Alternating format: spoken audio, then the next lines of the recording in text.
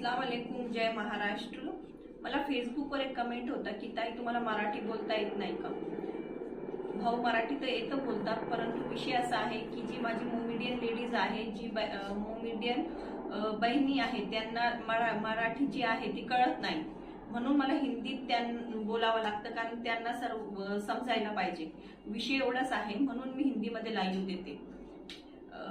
मेरे भाइयों और बुजुर्गों, जैसा कि आप लोगों को पता है, सात पीर बाबा की जो दरगाह है काठे गली सिग्नल पर है, जहां पर अब वो जो दरगाह है 300 350 साल पुरानी दरगाह की वो जगह है। और वो जो दरगाह की जगह है वो इनामी जगह है। इनामी जगह का मतलब ऐसा होता है कि किसी की मालकी हक्की की जगह है और उसने अल्लाह की राह में वक्फ कर दी। और इसी इनामी जगह पर सात पीर बाबा की मज़ारें भी है। अभी मामला ऐसा है कि धीरे धीरे अब जो 300 350 साल पुरानी जो ये जगह है दरगाह की, तो यहाँ पर पहले बस्ती नहीं थी, और जैसे धीरे धीरे बस्ती गई, तो वहाँ 20-25 सालों में वहाँ के लोगों ने जो है, दरगाह के आसपास के जो लोगों ने है, दरगाह से उनको कोई प्रॉब्लम नहीं होने के बावजूद भी धीरे धीरे उसकी कंप्लेंट अर्ज फाटे करते गए। अभी मामला ऐसा हुआ कि 2014 और 2019 इस दौरान देवयानी फरांदे, जो इनको मुसलमानों ने भरपूर वोटों से जिता के लेकर आए, लेकिन उनका मकसद जो था फरांदे का, या उसका जो एजेंडा था, ये था कि हिंदू मुस्लिम दंगे भड़काना। और इन्होंने क्या किया, हिंदू मुस्लिम दंगे भड़काने के लिए बहुत कोशिशें की, लेकिन हमारे हिंदू भाई और मुस्लिम भी, इन्होंने समझदारी से काम चलाया और इनके जो ये प्रोपोगंडा जो है इसको सक्सेस नहीं होने दिया।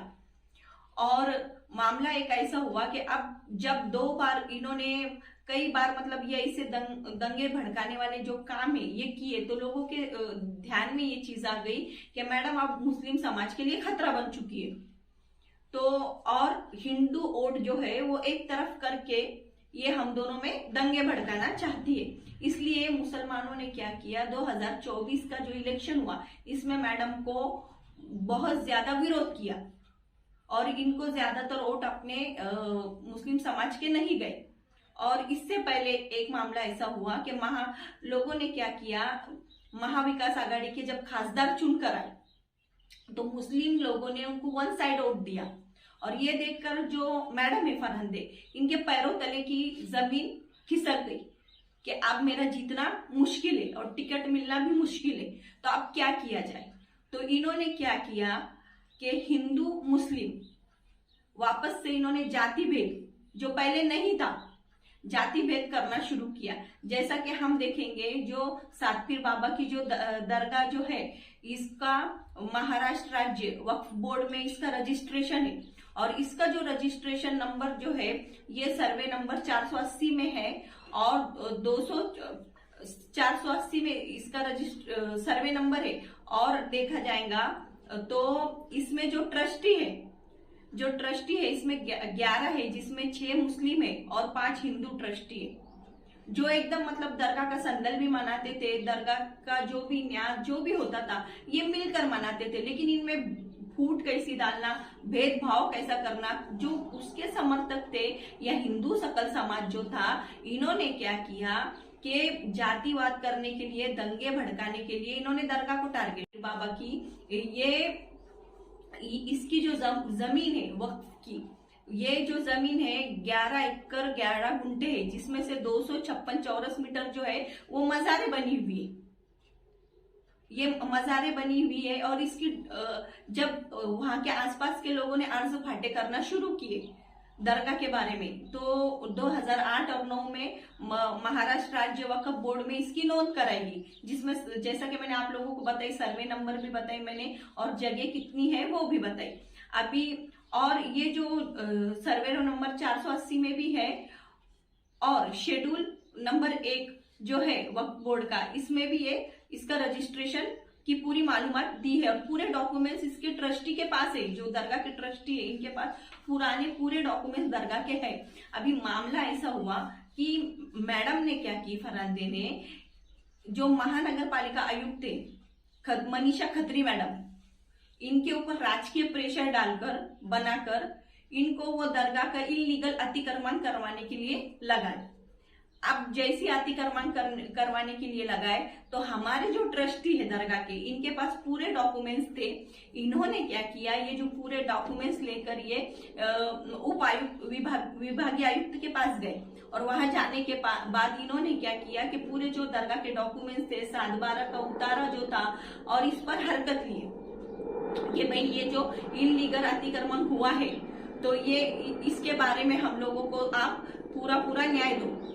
अब मामला ऐसा हुआ कि परसों के दिन दरगाह 7/12 पे से सात पीर बाबा की जो दरगाह है इसका नाम कट किया गया और कट इसलिए किया गया कि उसी दिन 3 से 5 बजे तक हमारे जो वक्फ बोर्ड के जो वक्फ बचाव समिति के जो मेंबर है, अध्यक्ष उपाध्यक्ष, मैं खुद उसमें सेक्रेटरी हूँ, हम लोग सब गए थे और कुछ अपने समाज सेवक जो थे अपने एरिया के भी, तो ये सब लोग वहां पर गए थे और 2 घंटे चौहान साहब से मीटिंग हुई और मीटिंग होने के बाद इन्होंने क्या किया, इन्होंने देखे कि आप मनीषा खत्री मैडम बहुत जबरदस्त कानूनी कायदे में फंसने वाली है, क्योंकि इन्होंने क्या किया, कोर्ट का उल्लंघन किया है। क्योंकि जो सात पीर बाबा की जो दरगाह है इस पे पहले से ही कोर्ट का स्टे था कि कोई इसकी दीवारों को हाथ ना लगाए, कोई दरगाह को कोई नुकसान ना पहुंचाए। लेकिन फिर भी स्टे होने के बाद भी मनीषा खत्री मैडम ने अतिक्रमण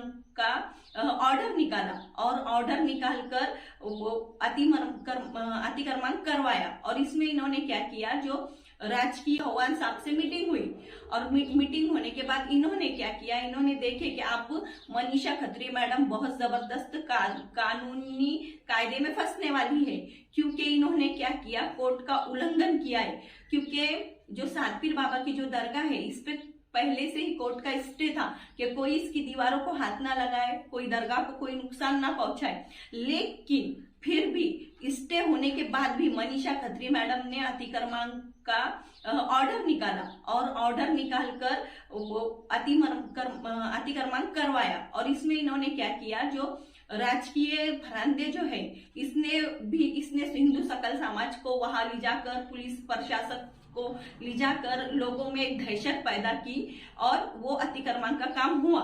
लेकिन अभी हमारे जो वक्फ बोर्ड के जो मेंबरान हैं या जो वक्फ बचाव समिति के लोगों ने जब इसके कानूनी तौर पर लीगल इसको लिया, तो जो हमारे नासिक जिला के कलेक्टर साहब हैं जिनका नाम जलज शर्मा है, ये जो है मनीषा खत्री मैडम के हस्बैंड है। अभी अपनी वाइफ को बचाने के लिए इन्होंने क्या किया, जब 3 से 5 बजे तक हम लोगों ने वहां पर मीटिंग की, सब डॉक्यूमेंट दिए, हरकत ली। और हरकत का कायदा ये है कि 60 दिनों तक उस पर चर्चा चलती है, पूरे डॉक्यूमेंट्स पुरावे सादिर किए जाते हैं। लेकिन इन्होंने तुरंत 1 घंटे 6-6:30 बजे इन्होंने 7/12 पर से सात पीर बाबा की दरगाह का जो नाम है वो कट कर दिया। अब नाम कट कर दिया और तुरंत 7:30 बजे इन्होंने सोशल मीडिया पर वायरल जो इलीगल ऑर्डर निकाला। ये सिर्फ मनीषा खत्री मैडम जो है इनकी वाइफ, इनको बचाने के लिए निकाला। प्लस इन्होंने क्या किया, तहसीलदार जो है निकम और प्रांत चौहान, ये सबने मिलकर ये इलीगल काम किया है। और उसमें मयूर पाटिल जो उप आयुक्त अतिक्रमण महानगर पालिका है, तो ये लोगों ने क्या किया है, इलीगल काम किया है। और इसके खिलाफ में हमारे जो ट्रस्टीज है इन्होंने हाई कोर्ट में याचिका डाली है। और अभी इन लोगों को क्या लग रहा है कि हम पूरी तरीके से फंस गए, इसलिए इन्होंने क्या किया, सात पीर बाबा की जो दरगाह है इसका नाम वहां से कट कर दिया।